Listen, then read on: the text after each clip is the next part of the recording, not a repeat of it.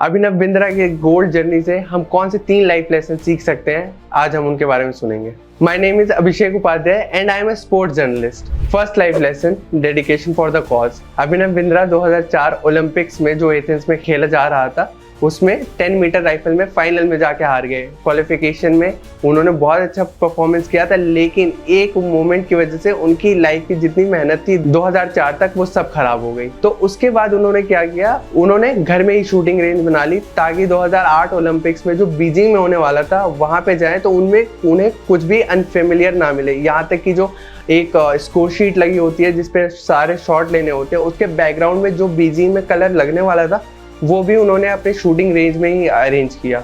अब second life lesson की तरफ बढ़ते हैं, कॉन्करिंग द फियर।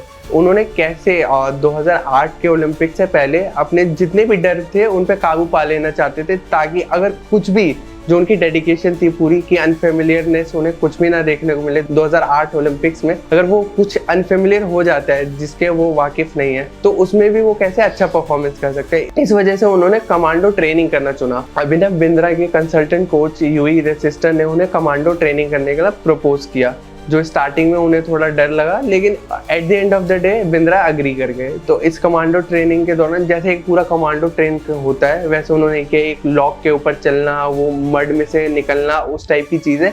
लेकिन उनके लिए जो सबसे डरावना था वो एक 40 फुट का पिज्जा टावर चढ़ना था। तो पिज्जा टावर होता क्या है एक्चुअली, पिज्जा टावर एक लंबा सा खंबा ही होता है जो नीचे से ऊपर की तरफ जितना बढ़ता जाता है उतना पतला होता जाता है। At the end of the जो टॉप होता है उस पर एक पिज्जा बॉक्स जितना एक साइज होता है और उस पर ही आप खड़े हो सकते हो। तो इसी पे उन्हें चढ़ना था। तो वो धीरे धीरे जैसे ऊपर चढ़ते जा रहे थे वैसे वो उनका डर बढ़ता जा रहा था। हाफ वे थ्रू वो पहुंच गए, थोड़ा इजी थोड़ा मुश्किल, क्योंकि उनके ऑल अराउंड हार्नेस भी सेफ्टी हार्नेस बंधी हुई थी ताकि वो गिरे तो उन्हें चोट ना लगे। एटलीस्ट उन्हें गोल्ड मेडल तो लाना ही है, सिल्वर से भी हमारा काम चल जाता है वैसे, लेकिन उन्हें गोल्ड मेडल लाना था। हाफ वे थ्रू जैसे हुए उनका वहाँ पे गिव अप हो गया कि अब मैं नहीं कर सकता, ये मेरे लिए बहुत ज्यादा हो गया। लेकिन नीचे जो पूरी टीम थी उनकी, उन्होंने उन्हें इंसिस्ट किया कि उन्हें थोड़ा और ऊपर जाना चाहिए, थोड़ा और ऊपर जाना चाहिए।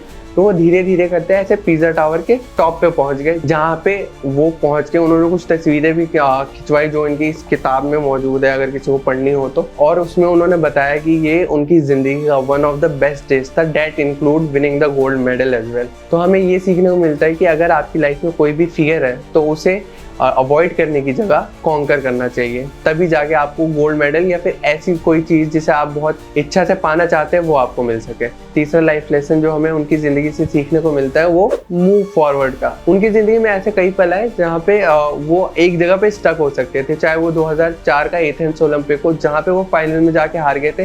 टेक्निकल ग्लिच था कुछ ग्राउंड का, उसकी वजह से हार गए थे। उसके बाद उन्हें पता नहीं था कि आगे कैसे बढ़े, लेकिन उन्होंने 5-6-4 महीने जितना भी समय लगाया उससे आगे बढ़े और फिर उन्होंने जाके 2006 में वर्ल्ड चैंपियनशिप जीती और 2008 में ओलंपिक मेडल जीता। उसके बाद 2008 में ओलंपिक मेडल जीतने के बाद जिस पे उनकी पूरी लाइफ बेस्ड थी, जब उन्होंने स्टार्टिंग में ट्रेनिंग करना शुरू किया था उनका एक ही सपना था कि ओलंपिक मेडल जीतना है। तो वो उन्होंने जीत लिया। अब कैसे आगे बढ़ना है, उस चीज़ से कैसे ओवरकम करना है, 14-15 महीने तक ओलंपिक मेडल जीतने के बाद उन्होंने अपनी राइफल को हाथ नहीं लगाया था, लेकिन उन्होंने अपने उस गोल्ड मेडल, उस अचीवमेंट, उस सबसे बड़ी अचीवमेंट को, he was the first Indian to win a individual gold medal, उसको पीछे रखते हुए 2012 के ओलंपिक्स में वापस गए। वहाँ पे उन्होंने शूट किया, हालांकि उन्होंने मेडल नहीं जीता वहाँ पे, लेकिन फिर भी उन्होंने एक ट्राई किया। उसके बाद 2016 ओलंपिक्स में वापस गए, वापस उन्होंने शूट किया, वापस उन्होंने मेडल नहीं जीता, लेकिन कैसे वो अपनी ज़िंदगी में एक स्टेप से दूसरे स्टेप्स की तरफ आगे बढ़ते गए और उन्होंने अपने पास्ट की अचीवमेंट रही हो या फेलियर रहा हो उसे पास्ट में ही छोड़ दिया और हर दिन को एक नए एंगल से जिया, एक नए तरीके से जिया। तो ऐसे ही sports related inspiring stories, analysis के जानने के लिए हमसे जुड़े रहे। हम आगे भी ऐसी वीडियोस लाते रहेंगे। हमारी स्टोरीज का सोर्स था अभिनव बिंद्रा की खुद की ये किताब जो उन्होंने रोहित ब्रिजनाथ के साथ मिलकर रखी है। और अगर किसी को भी स्पोर्ट्स लिटरेचर से रिलेटेड कुछ भी पढ़ना है तो I guess this is the book to start from. इसमें सब कुछ है, उनकी फ़ोटोज़ भी है जो उन्होंने गोल्ड मेडल जीता है और उनकी सारी कहानियाँ हैं। तो अगर किसी को भी स्पोर्ट्स लिटरेचर में कुछ भी स्टार्ट करना है तो ये one of the finest book है इंडियन हिस्ट्री में स्पोर्ट्स की, इससे स्टार्ट ज़रूर करें। Thank you.